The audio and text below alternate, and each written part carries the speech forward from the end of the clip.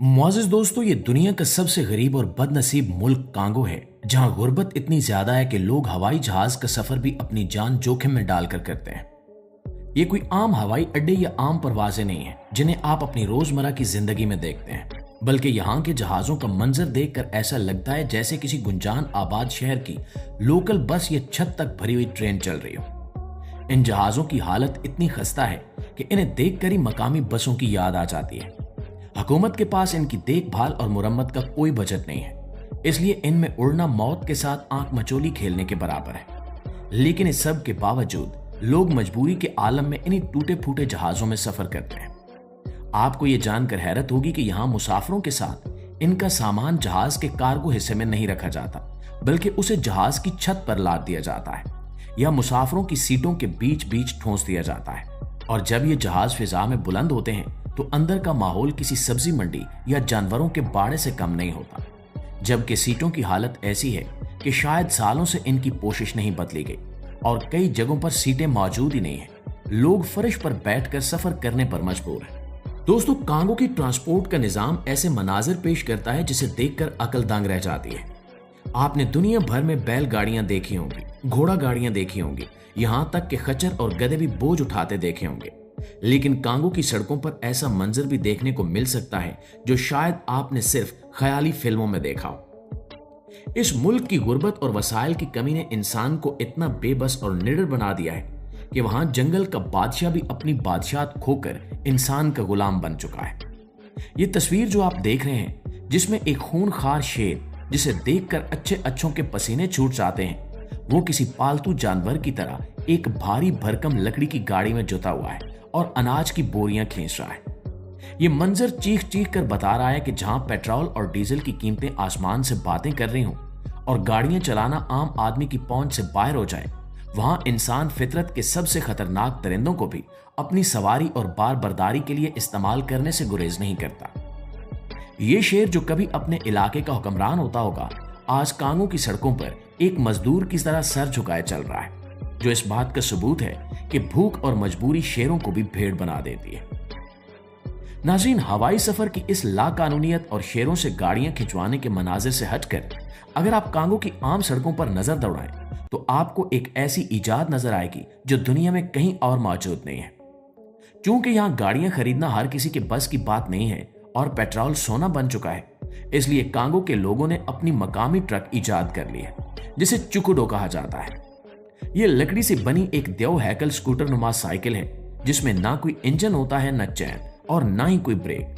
लेकिन इसकी ताकत का अंदाजा आप इस बात से लगा सकते हैं कि एक आम सा दुबला पतला आदमी इस लकड़ी के ढांचे पर 800 किलोग्राम तक वजन लाद कर पहाड़ी रास्तों पर धकेलता हुआ नजर आता है। ये चिकुडो कांगो की मईशत की रीढ़ की हड्डी मानी जाती है। आपको इन लकड़ी के स्कूटर्स पर पूरा पूरा घर का सामान, फर्नीचर, अनाज की पीसियों बोरियां और कभी कभी मरीजों को भी अस्पताल ले जाते हुए देखना पड़ सकता है।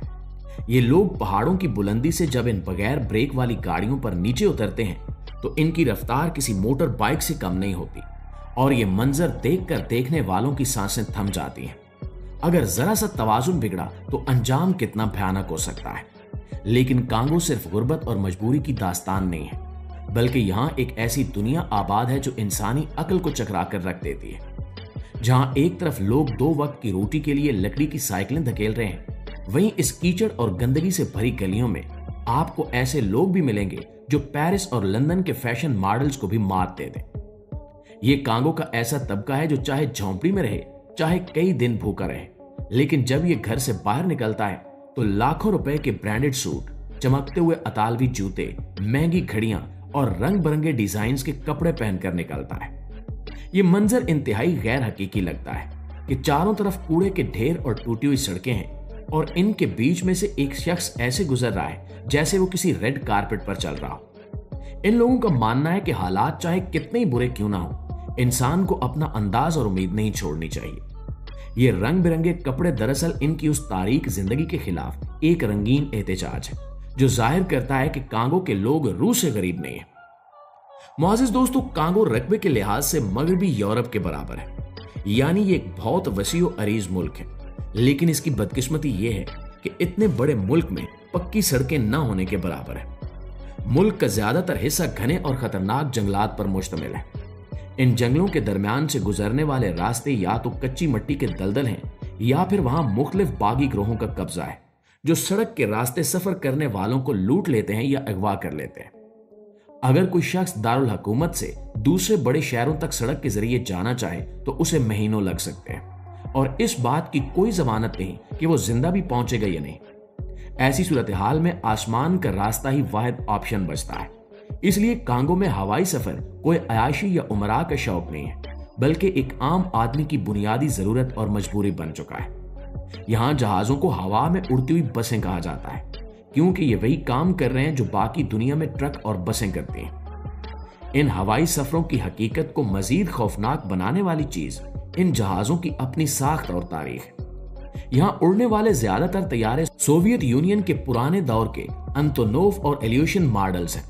ये वो जहाज हैं जो रूस ने दहाइयों पहले बनाए थे और अब दुनिया भर में इन्हें रिटायर करके कबाड़ खाने में फेंक दिया गया है। लेकिन कांगो में जहां कोई भी चीज जाया नहीं की जाती, ये जहाज आज भी रोजाना सैकड़ों परवाजें भरते हैं।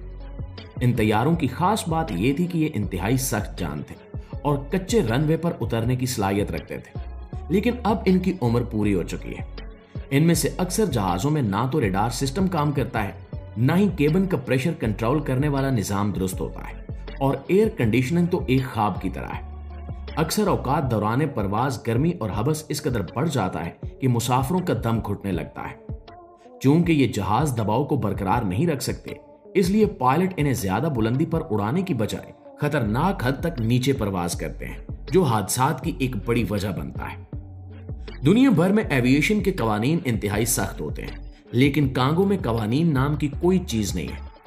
इन जहाजों की देखभाल का तरीका भी इंतहाई अजीब और लापरवाही पर मबनी है। स्पेयर पार्ट्स दस्तयाब न होने की वजह से मैकेनिक अक्सर एक जहाज का पुर्जा निकालकर दूसरे में लगा देते हैं और कई बार तो जहाज के अहम हिस्सों को सिर्फ टेप और तारों की मदद से जोड़ा गया होता है। यही वजह है कि यूरोपीय यूनियन और अमेरिका ने कांगो की तमाम एयरलाइंस पर अपने ममालिक में दाखिल होने पर मुकम्मल पाबंदी लगा रखी है। आलमी एविएशन इन जहाजों को उड़ते हुए ताबूत करार देती है, लेकिन कांगो के अवाम के पास दूसरा कोई चारा नहीं है। इनके लिए यह जिंदगी और मौत के दरमियान झूलता हुआ एक ऐसा पुल है जिसे पार किए बिना वो अपनी रोजी रोटी नहीं कमा सकते। जी तो मुआजिज दोस्तों, अगर आप नहीं चाहते कि आपकी अगली फ्लाइट कांगो के इस जहाज में हो जहां सीट की जगह आपको किसी बकरे की गोद में बैठना पड़े या आपको शेर के साथ गाड़ी खींचनी पड़ जाए, तो अपनी खैरियत इसी में समझें कि फौरन नीचे मौजूद सब्सक्राइब का बटन दबा दें। यकीन करें ये बटन दबाना कांगो के जहाज में चढ़ने से कहीं ज्यादा महफूज है। इंशाल्लाह आपसे मुलाकात होती है अगली वीडियो में। तब तक अपना ढेर सारा ख्याल रखिएगा। अल्लाह निगहबान।